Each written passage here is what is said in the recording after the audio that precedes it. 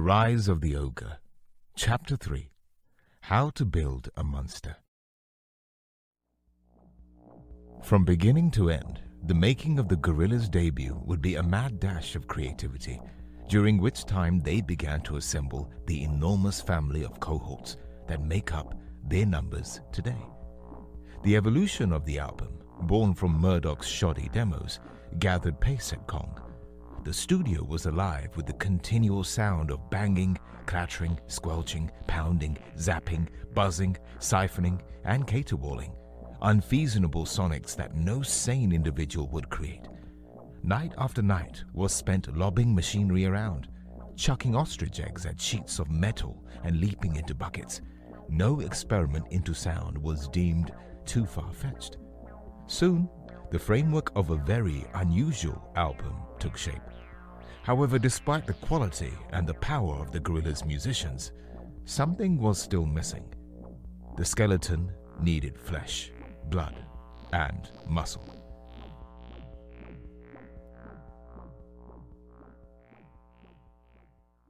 I don't know whether or not it was the weather, the building, or just the lack of air conditioning at Kong Studios, but the record was quite murky, downbeat even in places.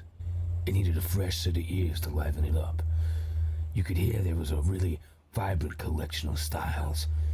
The songs were strong, but it just needed someone to kind of yank the string and pull it all to life. On Damon Albarn's recommendation, crazy madcap Japanese-American producer Dan Nakamura, aka The Automator, was brought in to provide extras. Damon had worked with The Automator on Dan's Deltron 3030 project, a collaboration between rapper Del the Funky Homo Sapien and DJ Kid Koala. The idea was that Dan would bring the extra heat needed to baste the Gorillaz beast. With the virtual shepherd's crook, Gorillaz hauled the producer over from his San Francisco base and played him the tracks. He was immediately taken with Gorillaz and could see where they needed to go. Dan tactfully suggested that the original version of Clint Eastwood, which featured Murdoc's grating, colorless, atonal vocals, could maybe be improved by replacing these sections with a rap. This seemed to trigger some kind of ghostly summoning, a brutal rumbling that shook the very foundations of Kong, as if ordering the Spanish Inquisition out of the deep, dark crevices of Russel's colossal frame. The phantom of Del erupted. Del had apparently lain dormant in Russel since the shooting years previously, but finally his hour had come.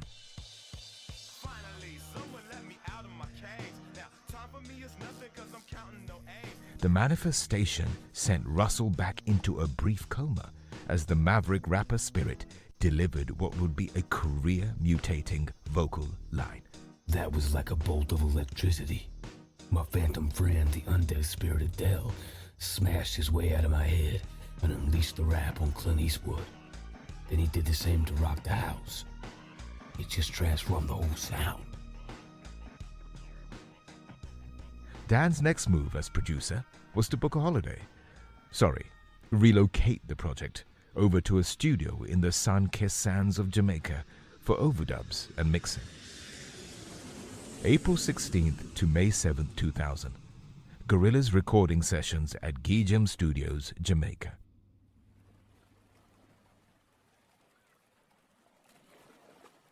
It seemed to have the desired effect as the sun shone down upon the tracks, adding light to the more shadowed areas and balancing out the darker textures with a golden, buoyant optimism. Yeah, it was the right decision to take it over to Jamaica. Without that, it never would have had any sunshine in it. Would have just been so bleak. But over there we got into a good routine. Got up late, worked for a few hours, had lunch, went to sleep, went to the beach for 3 hours or so, had dinner, and worked till 3 or 4 in the morning. It was a relaxed way of working. Dan was a wicked man. It was like getting Duffy Duck in to polish your stereo. He just made the whole thing just sound better. I should have fired that goon out of a cannon. I was gonna produce that record myself. It's a sweet sensation over the top. I want a situation that don't wanna stop. It's the drugstore soul boy over the top. With the sweet inspiration, don't wanna stop. The gloriously upbeat opener to the album, Rehash, comes complete with wonky electronica, a colorful acoustic groove, and damaged guitars. The Furious Scratcher and remixer, Kid Koala, had been subpoenaed by Dan the Automator to assist Gorillaz' Russel Hobbs with deck skills. The first evidence of his work appeared on this track. The lyrics were assembled in a cut and paste manner, with Murdoc writing phrases on magnets and with 2D, then throwing them at a fridge. We all threw a lot of ideas around and whatever phrases stuck we kept. 2D's vocal, with some coaching from Albert, sounded fuller and more confident. He'd lost a whole load of the thin, reedy sound from the early rehearsals. Noodle added to Miho Hattori's backing vocals, blending their golden harmonies perfectly with 2D's lead. Okay, for the bass sound on this, I took my amp and placed it into water inside a fish tank in a room on the floor above. Then we held a mic up to the ceiling below and recorded the noise coming through, all muffled and well dubby. 2D then got busy with a variety of the amateur instrumentals, mood bleeps, theremins, extra backing vocals, some dubby delays, and deep sub-bass sonar noises. Lastly, 2D added a broken sitar line to give it that extra dash of weirdness. Meanwhile, while 2D was up to all this rubbish, Murdoc legged it down to the local school playground and rounded up some kids with a big lasso. Then he bullied them into singing on the track. The resulting combination was deemed an appropriate first track. One down. We sound like we were allowed to run riots. Such an innocent joy. And as I said, love, I was like a genie unleashed. There's a difference between being a genie and just being trapped in a bottle. Murdoc throws a blow to 2D's chin that dislocates his jaw, leaving his face hanging open like a gaping door. Russell ignores the bickering. When you think what we turned into by the second album, it's amazing to hear how positive and clean this sounds. Hi, I'm 2D, and listen to our new single, 5-4. It's not actually that new because we've done it a long time ago. The second track becomes a spiky showdown. Like Godzilla versus the hulking King Kong, Noodle and 2D battle it out for center stage, with the vocals singing of magic, silent heartbeats, cities, and suicide. Oh yeah, you can hear it falling into place now. She turned my dad on! Come on. Murdoc always maintains that I'm playing my guitar all the time, but he's mistaken. It's in 5/4 timing, which explains the title. It's out of time, love. Listen to it. It's only saved by some excellent one-fingered new wave keyboards from 2D. He's just superb when he's like that. Just remind you of why he's actually in the band. Also, I needed to get a proper dirty fuzz coming off of the bass for this track, so I kicked a big hole in the speaker cabinet and just let the torn, flappy speaker cone buzz away. I got the sound I wanted pretty well straight away. Tommy does me a bit off on this. It's like patting your head and rubbing your tummy at the same time. Bit difficult. Why don't you just sing the song instead, Div? An ominous rumble in the urban jungle. This claustrophobic upsetter features a multi-track bass combination composed of various subsonics.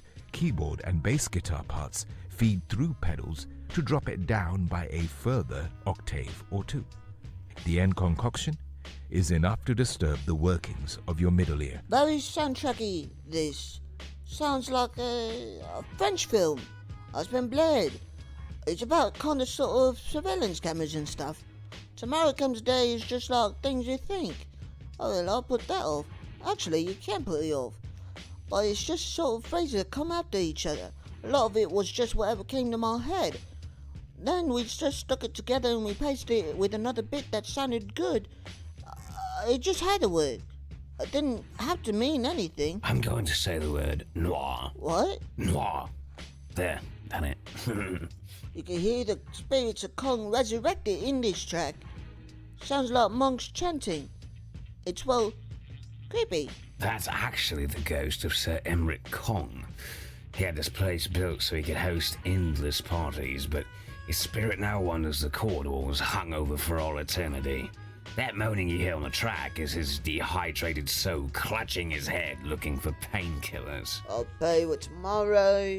Tomorrow comes today. Huh. I wanted to. While 2D was laying down the vocal, I went off to the bog for a quick slash. I was whistling in the corridor, which the mic picked up. When we played it back, I thought it sounded a bit, Murdoc. So like something off of a western. I like the combo with the urban imagery and like the cowboy style whistling, like a Wild West London soundtrack. Underneath all that concrete is probably just desert anyway.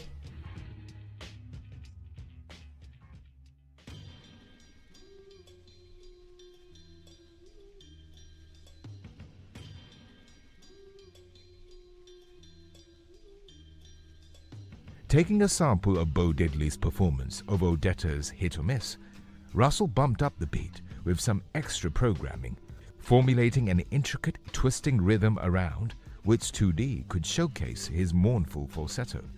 This haunting, doleful number summoned up maudlin images of rain-filled alleyways and nocturnal movements. The lyrics advise caution and suggest a growing sense of suspicion. Actually, this is directed at Murdoc. Look, I know all this stuff back to front. I've heard it 1,000,000 times. Can I just nip off to the pub for a half an hour and come back when you've finished? Nah, man. We're only doing this once. Introduced by 4 cymbal smashes, this lolloping, woozy, woolly mammoth-like dub became Gorillaz' big signature tune. The loose, swaggering lyrical talents of Dell, the ghost rapper, appear on this track. 2D offers up a snake-charming Augustus Pablo meets Ennio Morricone melodica line, which caps the track off nicely. If this was any more catchy, then we'd have to invent a vaccine.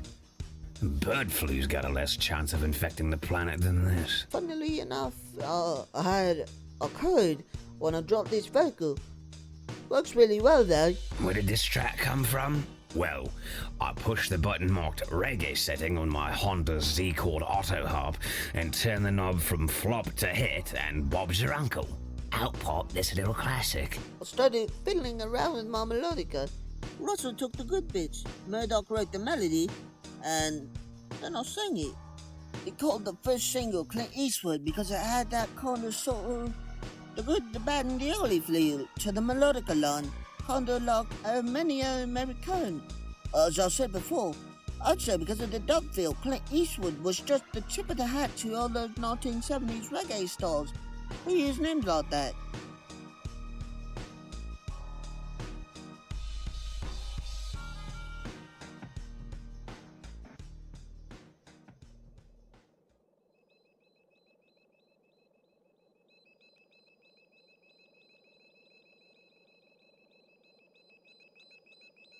Opening on a backdrop of crickets and an intro reminiscent of the Clash's Straight to Hell, were dumped right into the middle of a swaggy, lysergic dub. By layering up a collage of vocals, 2D creates his own call and response anthem, bouncing between jubilant falsetto and a knackered out croak. Sounds like someone booming out over a vast expanse of jungle and space. This track's got a real hallucinogenic quality to it. Sounds like someone had been at the ether bottle that day.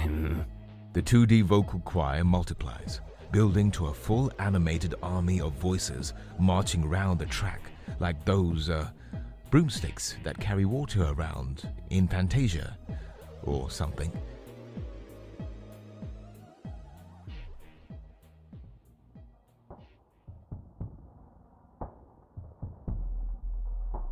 Clocking in at 1 minute and 36 seconds, this is an energetic shot in the arm midway through the record.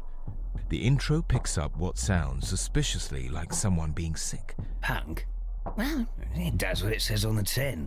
The claps you hear on the track were provided by the geriatrics from the local Essex Bowling Club. I took my DAT player down there and got them all to clap along. You should have seen their faces, grinning like a bunch of retards. They obviously don't get out much. I paid them in boiled sweets. I just wanted something real short and snappy on here. And also, this was a track that got us signed, so it had to go on the album, really. This song was pretty well completed start to finish back in Essex, before we'd left for Jamaica.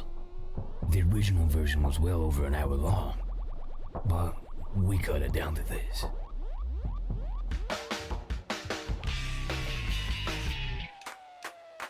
I like this one.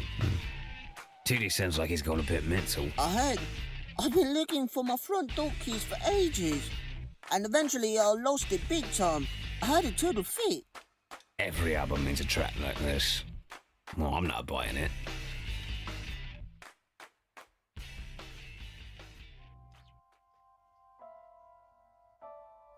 Another venture into the world of digital dub reggae for Gorillaz. 2D intones over a druggy, dopey groove. Combining the roots, the rock, and the reggae, Gorillaz gave the album a well-placed breather. Aye, that was nice. I actually sang that. You can hear it sounds like it was sung outside. It was sung out on the rooftop of a hut next to the beach in Jamaica at 2 o'clock in the morning. The city is in the full-story Scala, and I was just out there for hours. I was just singing about the universe, really. This track was recorded in the middle of the night. Tootie and Noodle were sitting up on the roof of the wooden hotel they were staying in. The crickets were humming underneath the light from the moon, and the dictaphone that Noodle used to record this picked the insects up too. That explains the large royalty check that went out to the Jamaican wildlife the other day, right? Dan the Automator drafted in the Koala Kid again to drop all the vinyl scratches and breaks. I wanted some kind of feel reminiscent of the Hank Schlockley Bomb Squad. Just a dense wall of scratching. Russel's decks caught fire here. He was shaking and baking so hard his vinyl melted. Notably, this track features bass contributions from Junior Dan, a dub bass legend whose previous clients included Burning Spear, Lee Scratch Perry, King Tubby, and Bob Marley, which, when you think about it, ain't a bad lineup, really. I overslept one day and this guy, Junior Dan, came in and played the bass. How do I feel about it? Let me say this. You should never touch another man's bass. I strongly advise against it.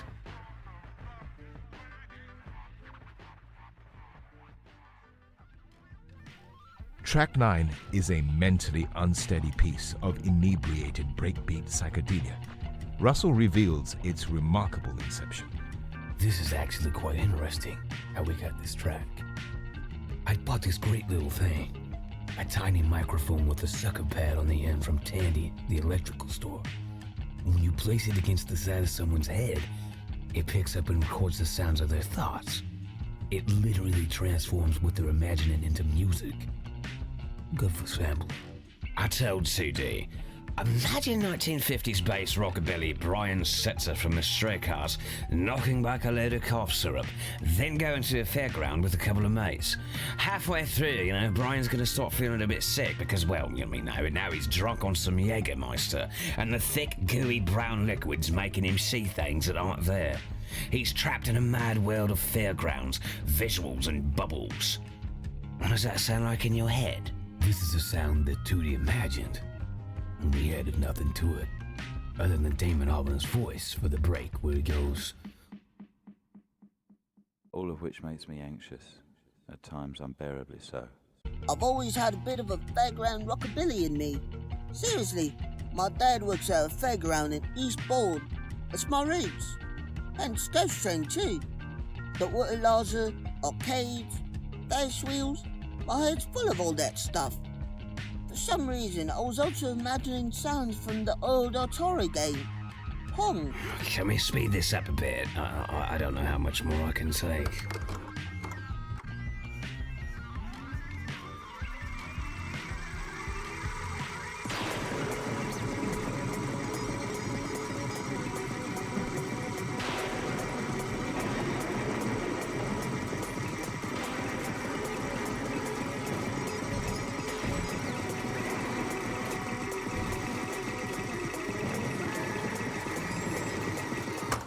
Featuring another rubber-limbed, lethargic rap from the drawling Ghostly Dell, the lyrics hit the track with slow-motion precision. Backed by a deft and nimble rhythm of brass stabs and snare cracks, Gorillaz once more implore you all to just get down. I won this song in a raffle. The main break came courtesy of John Dankworth's Modesty Blaze. I wouldn't say courtesy. I think we actually had to bug him a fair few quid for the pleasure. Rock the house. Really shouldn't have been on this record. It's the one thing on the record I really don't like. It's nothing to do with me, really. I'll just play some divvy panpipes on it. Panpipes? Nobody told me there were bloody panpipes on this. I can't leave the room for a second, can I? This is a great track, but without the presence of Tootie's vocal, it only kind of does half the job of Clint Eastwood. I'm sorry, Russ. You've lost me here, mate. This just sounds like Yogi Bear. Shake and bake, do whatever it takes. I haven't got a Scooby of help what you ghostly pals on about here, and I suspect neither do you.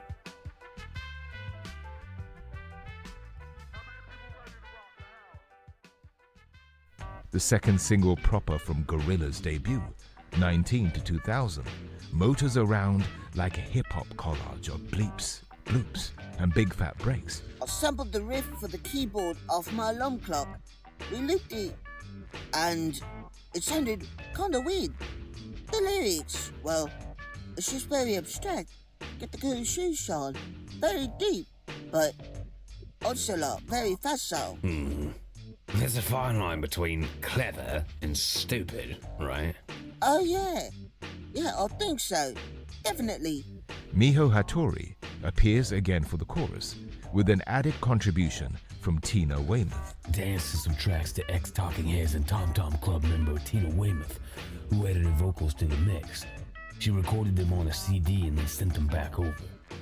Dan then dropped them onto the track and kind of mixed them in with Noodles and Mihos. The blend worked really nicely. So you can see what we did with the title, right? 1998, 1999, 2000. See?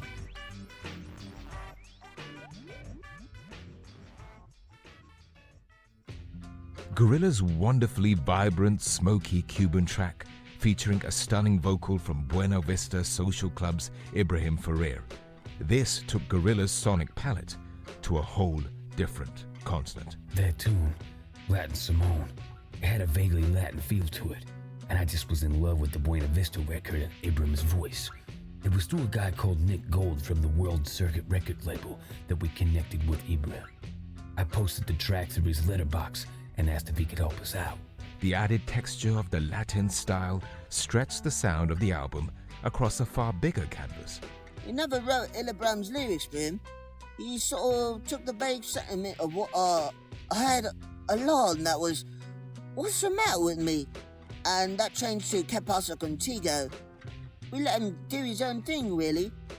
The melody he wrote was slightly different to the one I'd written, so it became its different thing. But I love that. It's all good. This is quite something, listening to this. It was a great sadness to hear of his passing in 2005. He was a wonderful, warm soul, whose purity could be heard in the elegant, expressive quality of that incredible voice. He generously lent his voice to the track, and it was a fantastic honor to work with him, an experience none of us will forget. A magical soul.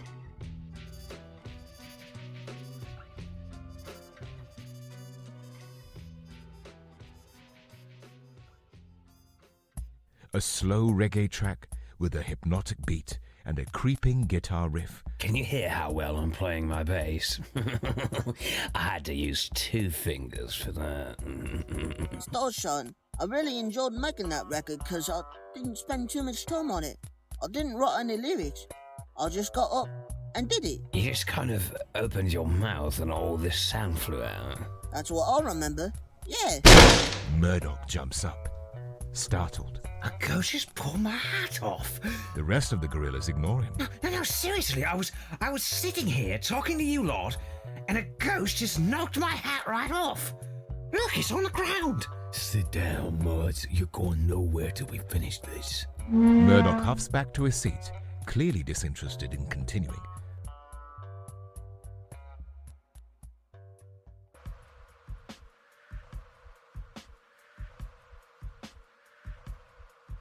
Slow Country is a gentle breeze of a song, wistful and reflective, sounding like a melody thrown against summer wind. But underneath the upbeat outer shell, again, a sense of unease is revealed. The track dissolves into a 2D freestyling vocal skit and downbeat keyboards. Why the hell did you do all that Muppets mana crap at the end? It was going really well up until then. I was just singing along. I didn't know the mic was on.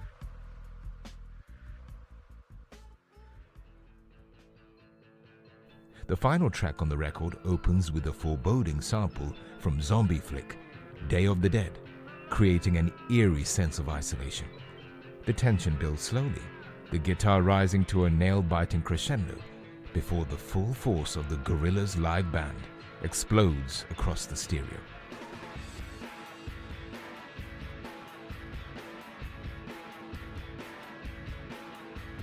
Me and Russell got together one afternoon and I showed him loads of films I was into.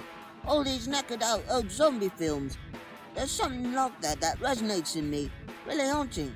The same thing I get with music. This sense of, like, being the only conscious soul. The difficulty in communicating makes me feel like I'm trapped under ice, searching, lost, and dislocated. Plus, I like all the gory bits where they, like, eat each other's heads and stuff. I picked up on what the blue-haired boy was trying to say, so I took this sample. We used it to open our live set with it. Just sets the scene. It's a lone soul searching for life. It's a trick we used a couple of times. Lyrically, I was trying to capture a sense of movement, speed, and geography. I'm on A1, you know? To place Gorillaz metaphorically, zooming down the great British motorway of life. What are you talking about? I wrote the lyrics to this. Jesus! How many more times? I've always been a big Howard DeVito fan, and I was listening to magazine while driving up to Stoke to see my grandma on Christmas Day. The motorway was completely empty, and it reminded me of Romero's Day of the Dead. So I sort of stuck all that together and came up with him on A1. Empty motorways always alarm me and suggest an imminent zombie attack. I triple-tracked the guitars to make it sound like there was a bag full of cuts being dragged behind a car. Then I screamed over the top. Oh, finished. That was it. 15 tracks of pure gold.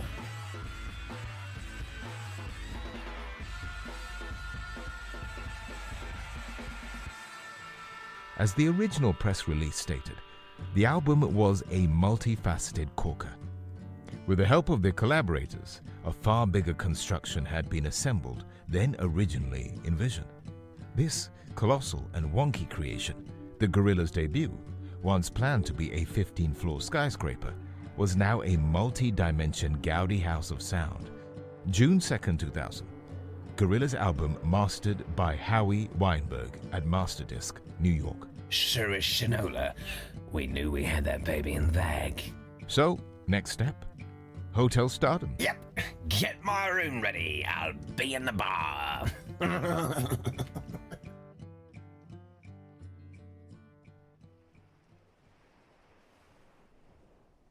With the album signed, sealed, and delivered, Russel and Noodle returned to the UK to source some directors for Gorillaz' first video promo. Meanwhile, Murdoc and 2D stayed on in Jamaica to relax and chill out. However, some of Murdoc's tomfoolery backfired. I was shitting my way up a coconut tree looking for some bottles of Malibu when I fell out. I landed on my back, slipping a couple discs. We were due to fly back the next day to record the video, which we almost had to cancel.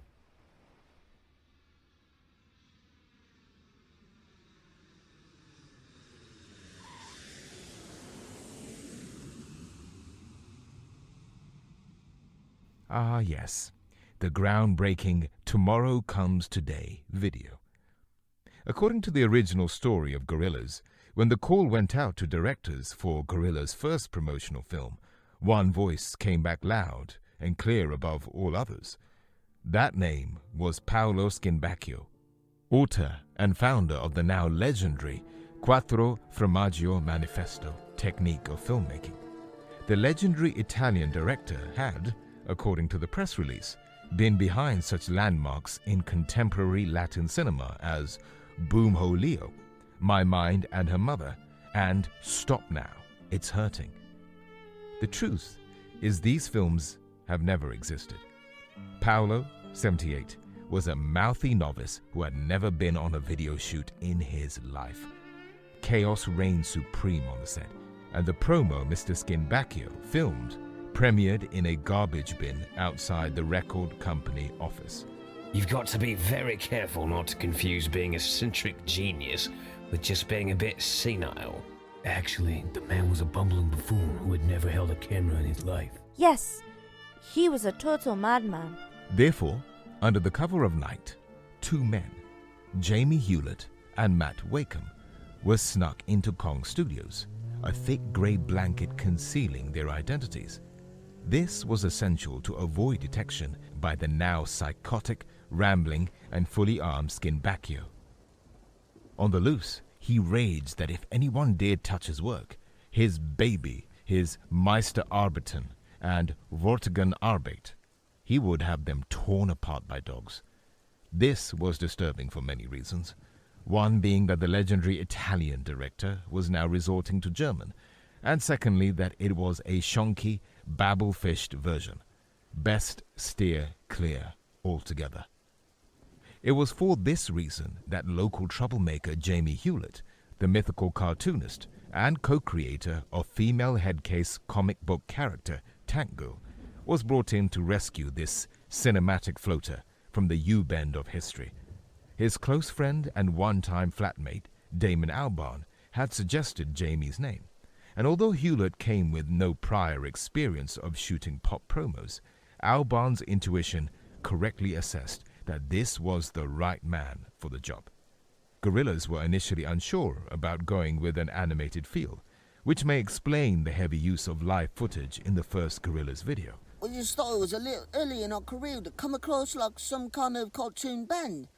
So there's a lot of live action footage in this one than all our future videos. A little persuasion later, however, changed their mind, and the creative partnership between Gorillaz and Jamie would become a solid, unbreakable bond, one that went on to bear earth-shaking fruit. The visual side of Gorillaz became one of the chief components and irreplaceable assets in promoting Gorillaz music worldwide. Murdoc still views Hewlett as on trial. Listen, you're only as good as your last video. If Hewlett mucks one up, he's out. Get Schimbacchio back in if I have to. Due to the reticence of the band to commit fully to an animated output for the Tomorrow Comes Today promo, Jamie dispatched Matt Wakeham to film footage of the London landscape, its back streets, alleyways, and the neon-soaked nightlife. The Gorillaz musicians would also be filmed simultaneously at various locations around the city. Yeah, I remember that. Well done. Don't get smart with me, Sunbeam. I was up for the approach of placing us over a backdrop of the city at night. Something about it said sexy, edgy, dangerous. If you Google my name, those are the first 3 words you'll see. It's amazing how young we look in this. The dense collage of the cityscape, the Westway, Soho, and housing estates summoned up a feeling of speed, claustrophobia, melancholy, and excitement. The Gorillaz characters seeming to be both a product of and a reaction to the setting. I filmed my bits early on, so I got the evening off. I went down to loads of great bars in Soho, and I could still get away with a lot of rubbish. In some ways, this is the best of times. My reputation didn't quite precede me so loudly then. This was the point that the animation company Passion Pictures were drafted in to complete some post-production effects, making the characters appear to merge into the urban scenery. It's wonderful to hear firsthand how quickly the credit for my band Gorillaz becomes someone else's idea. I guess, though, that it proves we were on to a winner from the start. The low-budget video confirmed everyone's beliefs. The Gorillaz were naturals in front of the camera. Their individual identities pushed to the foreground, revealing 4 distinct personalities. Hewlett & Co. had pulled it off. The video was sent out to much of the world's media with a cover that had us in silhouette. Even then, just our shadows were iconic. November 27th, 2000. The Tomorrow Comes Today EP is released. December 6th, 2000. Gorillaz' worldwide media debut in Dazed and Confused magazine. With both their debut album and video in the bag, Gorillaz launched the next battleship in their global campaign, an assault on the world's printed media. The hip-style magazine, Dazed and Confused, was Murdoc's first point of call, chosen purely on the basis that it was named after the Led Zeppelin song, Dazed and Confused. It was editorial director Jefferson Hack's decision to commission the piece.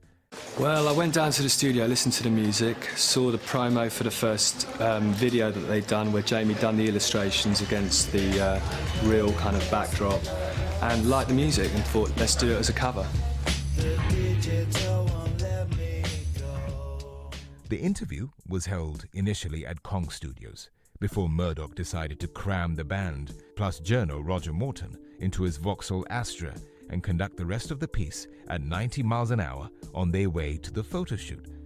It was during this high-speed bum-up that Murdoc went out of his way to slag off every other band of the day, from Oasis and Limp Bizkit to Britney and Christina, taking a swipe at Radiohead and Billy Ocean along the way. He ended with the declaration that he'd seen plumbers' asses that are better looking than Five. Not particularly smart, nor original, but the point had been made. Gorillaz were a different band coming from a different place. The pictures were to be taken at the Dazed and Confused offices in Old Street, East London. The shoot didn't go without its ructions either. We asked Jamie Hewitt to come down to help out with the styling, but as you said earlier, he was known for being a bit of a troublemaker. I don't know what happened after we left, but Jefferson Hack wasn't that happy. Yeah, Jamie asked me if I minded if Russell smeared burgers on the wall or if Murdoc threw a TV across the room, and I didn't really know what he was going on about, so I didn't pay much attention. But the next morning when I came in, there were burgers smeared on the wall, and there was a television thrown across the room, and I wasn't very happy about it. However, the impression that Gorillaz made on Morton seemed to have the desired full frontal effect. After the usual tedious rigmarole of interband arguing, with Murdoc attempting to stick a lit cigarette into 2D's ear while he slept, the band played their album to the Hack. First reactions looked good. Roger concluded that the album was, quote, a seminal summation, an eclectic revelation, a Sensian bongo riffed simultaneous requiem and eulogy for pop. No, really, he continued. Slow country floats it. Tomorrow Comes Today, Ouija raggers out. M1A1 Roadrunner flat floors for the central reservation of retro nihilism. Oh, indeed. Dubbed echoic, clangorous, and zombie rocking, it draws a line from Crawley to Kingston via New York and Cuba, and tightrope walks the distance doing the punky reggae pogo. Roger stopped to catch his breath, then began to ramble once again. Take a million four-piece combos composed of a Black Arts-obsessed Svengali bassist, a Downers Attic voided singer, a hip-hop hardman drummer, and a Tamagotchi rock chick guitarist, and 999,999 times you'd get Skunk Anansi at the wrong speed. Gorillaz' debut is the one in a million exception. Murdoc, satisfied that Morton got the music, went on to boast that Gorillaz were The bollocks of gods. Who else is there? Gorillaz a virtual crack for the stereo. He also went on to declare, for some reason, that he'd lost his virginity to a dinner lady when he was 9, and that he'd been in a bad mood ever since. I guess we set out on our stall pretty directly in that first interview. We said everything we were about and everything that we were against. We threw the gauntlet down. Ultimately, Roger Morton's assessment was that in a world where everything is a virtual copy of itself, where there's nothing but image, where publicists have publicists, and where celebrity is bleakly industrial, it's inevitable that image starts to collapse in on itself. He concluded with the sentiment that the music was inspired and therefore a great incentive to suspend disbelief. I don't know what he was on about, but doesn't matter. He liked the record, so job done. I think he liked the singing mostly. Oh, in your dreams, sunshine. The Dazed and Confused piece served as a comprehensive introduction to the helter-skelter world of Gorillaz, their attitude, intention, and ambition. But mouth is one thing. Now let's see some nice big trousers. It's time to back it up properly.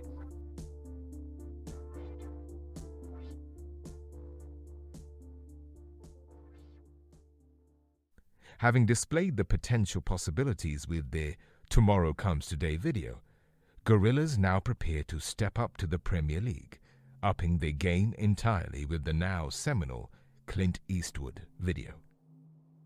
What they created over the next 16 weeks was nothing short of a masterpiece. Despite the incident at the Dazed and Confused office, they rehired their previous cohort, Jamie Hewlett, and between them discussed the job in hand.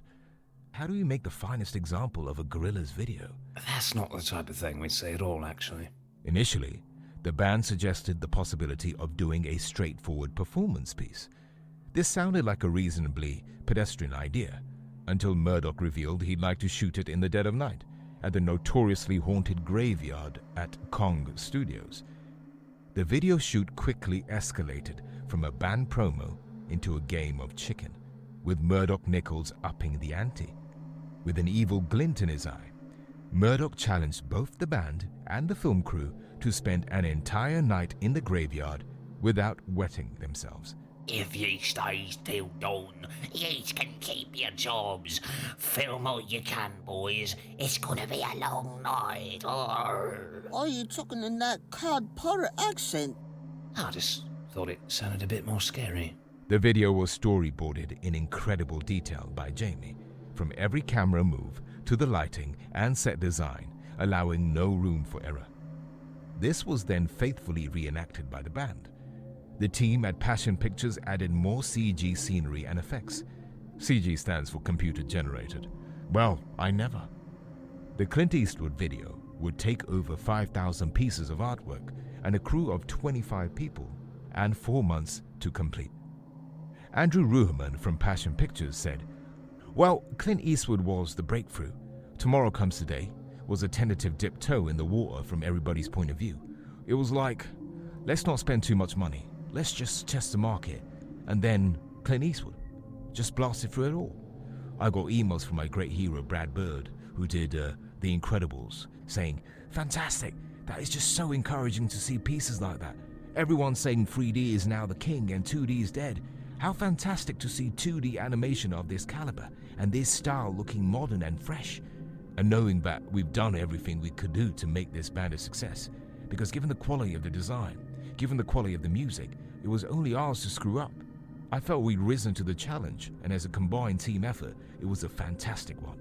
So, Clint Eastwood was hugely fond memories for me. Okay, this was the point where the rest of the world began grasping my whole vision. That video was incredible. Even today, the footage sends shivers down my spine. It changed everything. Everything. The red and black spray painted logo of Gorillaz, coupled with a line from Dawn of the Dead, signals the arrival of something ominous and foreboding. Every dead body that is not exterminated gets up and kills. The people it kills get up and kill. Already we know we're not in Kansas no more. Jamie also asked 2D to add a little vocal intro to give the video a spaghetti western vibe. Murdoc's deep throaty baritone laugh bursts through as Russel's drum kicks in hard.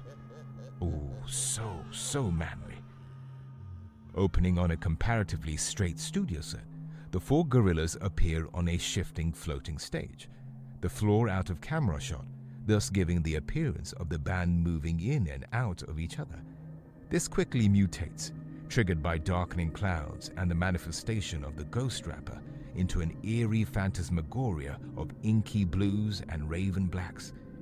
We're now with the band in the cemetery of Kong Studios. Throughout the course of the next 3 minutes, our retinas are bombarded with a relentless barrage of Technicolor netherworld antics as we witness the emergence of zombified apes, earthquakes, thundercracks, ghostly spirits, rapping and martial arts. It's quite subtle what we did there. The band's presence awakes the army of undead zombies buried in the graveyard. The earth cracks open as a thick, hairy arm shoots upwards, grabbing Murdoc between the legs. Murdoc, do you remember that ape that burst out the ground and grabbed your nuts? Yeah, I do. Very well. That guy squeezed my plums so hard I was singing falsetto for weeks. Seriously, I swelled up like melons. Big purple melons. The undead zombie primates break into a step-perfect rendition of the ghoulish dance from Michael Jackson's Thriller. Noodle disposes of these ghostly graveyard assailants with a swift and cheerful kick to the face, sending the big chimp flying. The night's horrors all fade to dust with the arrival of the first shards of morning light. I told you weird stuff happens in that cemetery. Great place to shoot a video there.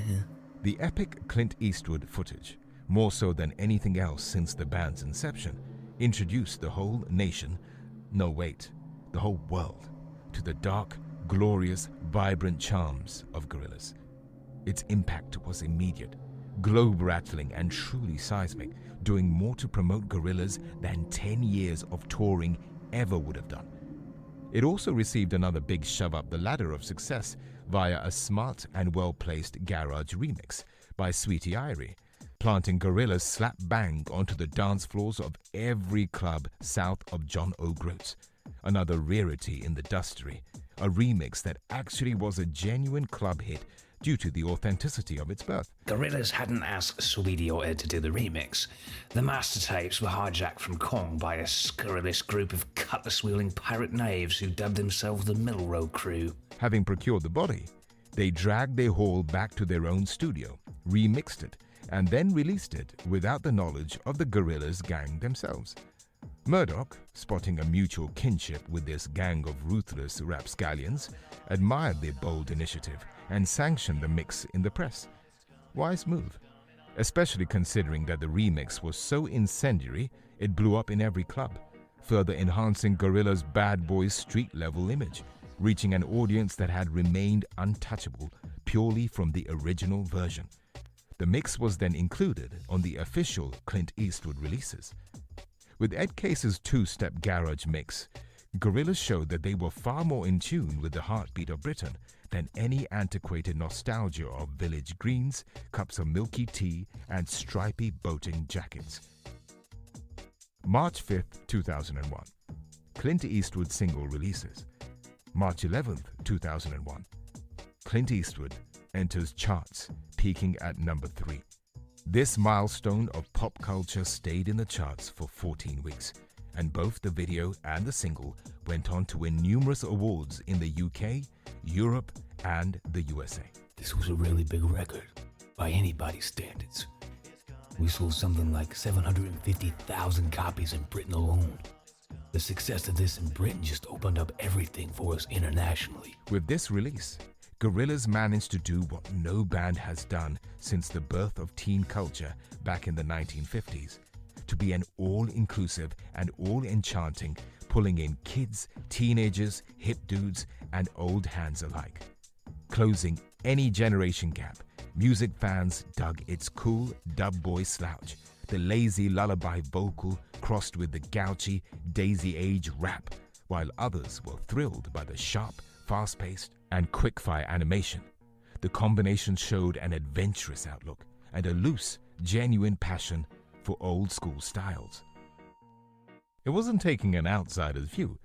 It was outside purely by its originality and invited everybody in through its confidence, swagger, and warm-hearted approach. The current pop climate had been trapped joylessly between the facile and patronizing Prozac grin of manufactured bands and the counterfeit soul of enigmatic young craftsmen, all apparently future legends in the making, yet whose artistic authenticity could only be expressed by an inability to crack a smile. I don't care about your pain. Entertain me. I'll go home. For a music industry grown stagnant, this was an icy, fresh breath of life. Gorillaz trounced all competition. What's more, nations across the world also thought so, Clint Eastwood did what no British single had done for years. It made a proper dent in the US charts.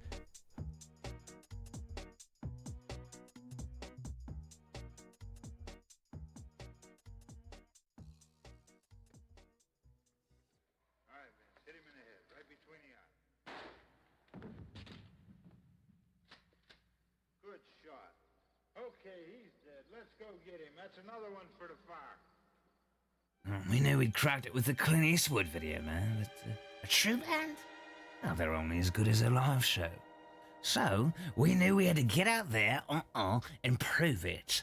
The Camden Brown House gig was one thing, but we needed to flex our muscles and earn our rocking stripes in front of a living, breathing audience. Therefore, in late February 2001, a month of rehearsals were booked at the Depot Studios in London's Holloway Road area to give the band a break from Kong, dust off their stage personas, and also to allow an exclusively invited audience to witness the show prior to the first gig. February 27, 2001, Gorillaz' first rehearsal at the Depot. An intricate stage show was devised in which exclusively designed visuals and graphics were to be projected onto stark white sheets, behind which the four gorillas would play. The intention would be to see the band in dramatic silhouette, casting sinister illusory shapes. Ghosties. Everyone was so curious as to what the public image would be. We thought we would mimic Public Image Ltd's early 80s New York performances and have projections shown on screen while we cast shadows and silhouettes behind it. The full color animations would still be seen with the silhouettes working in and out of them. Murdoc took full advantage of the London rehearsals, taking time out with 2D in the evening to hijack various guest lists around the capital, including a Missy Elliott bash in Brixton, plus Destiny's Child album launch party at the Dorchester. Murdoc intended to capitalize on his newfound fame. I'd spent 35 years practicing my autograph, and I got it nice and flamboyant. Really cool, you see? So now that people were starting to recognize me, I thought, okay, love, I'll just grab my big magic marker.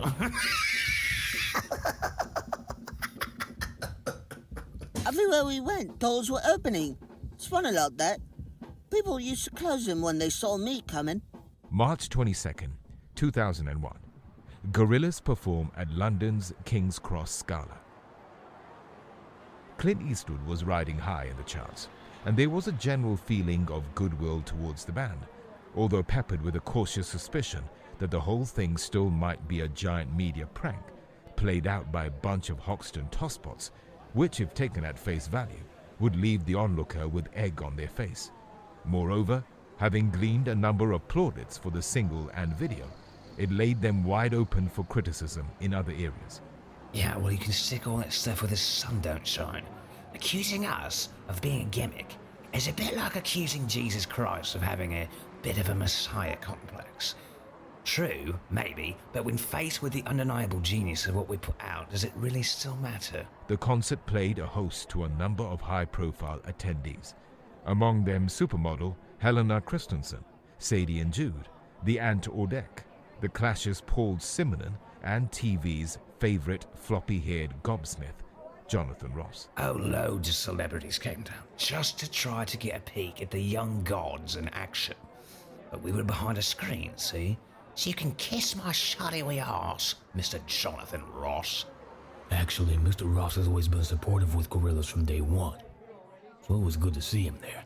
Murdoc pauses to flinch, then adds, I tell you what, though, I dig PIL, but I did just want to smash my way out of that screen and shove my thick, hairy bass right in the face of that bleeding audience. Well, that'd shut him right up. As the house lights went down, Murdoc quickly necked a couple of black bombers. The band ripped into opener M1A1 and proceeded to tear through a 150 decibel rendition of their debut album. It was like The Who's live at Leeds, played in a rubber dub fashion by a deeply stoned Devo, with Brian Eno getting all mental ambient on the out front desk. Really? Can I get a recording of that? The reception at the venue was riotous, but backstage the band were more philosophical. It showed them that in order to fully realize the Gorillaz skills, to take them out of the art house and onto the main stage, many great achievements lay ahead of them. Actually, that's also crap. Personally, I thought we played a stormer that night. I celebrated by staying awake for a whole week and telling everyone I came across how brilliant Gorillaz were. There was a picture of me on a magazine. The next day it said, TD, Gibbon, at large. What the hell is that supposed to mean? Oh. Well, actually, that's quite good. Gorillaz, Gibbon at large. I can see what they've done there. I don't get it.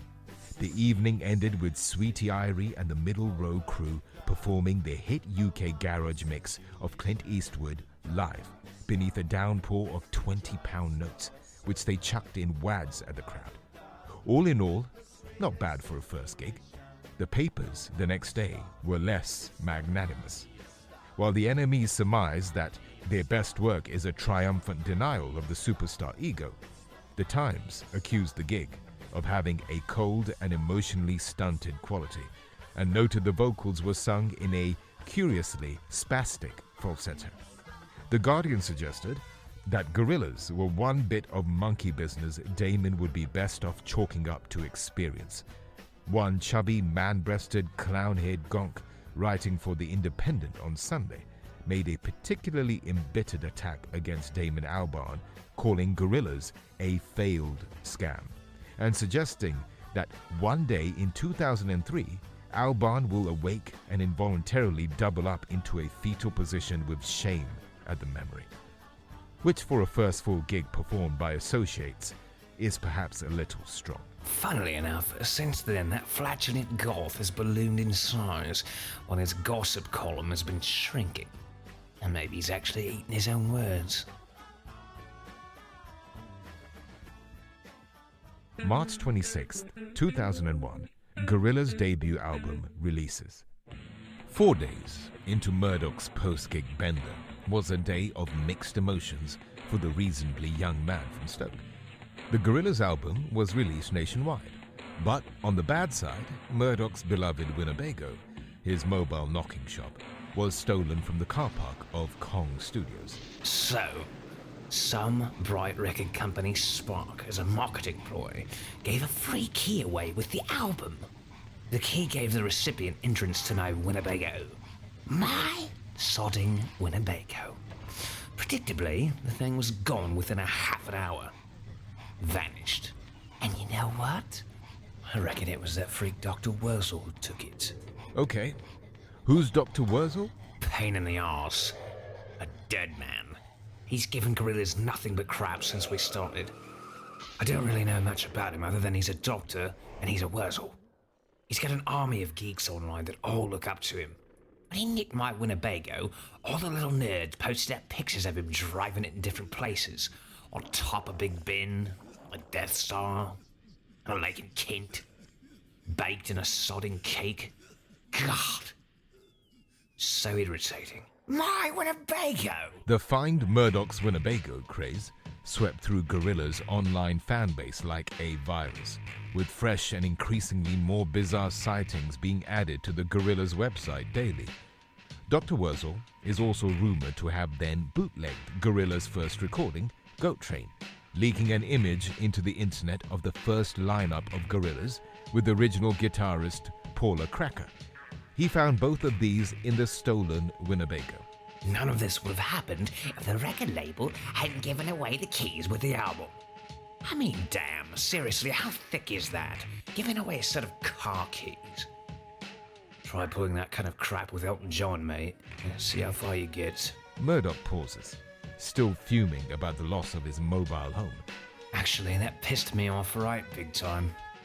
I just bought a massive baggie of Pro Plus from Boots, and I was planning to use the old Winnebago to tour the length and breadth of England, starting at 6 a.m. to visit every single chart return shop possible. This will ensure a top-end chart status for the band.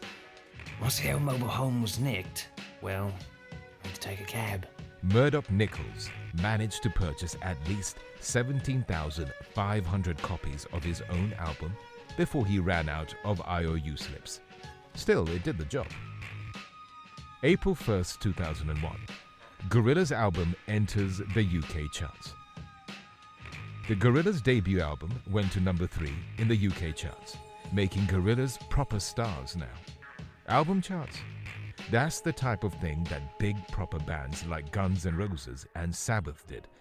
Now Gorillaz mixed in their ranks. From here on in, we end up doing less music and more interviews.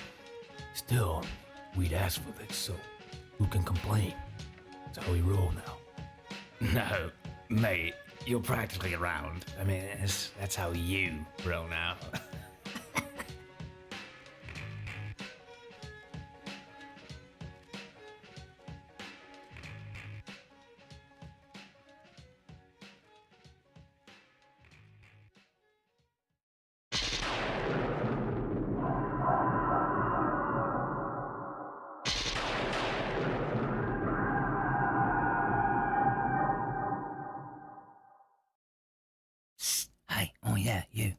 Come here.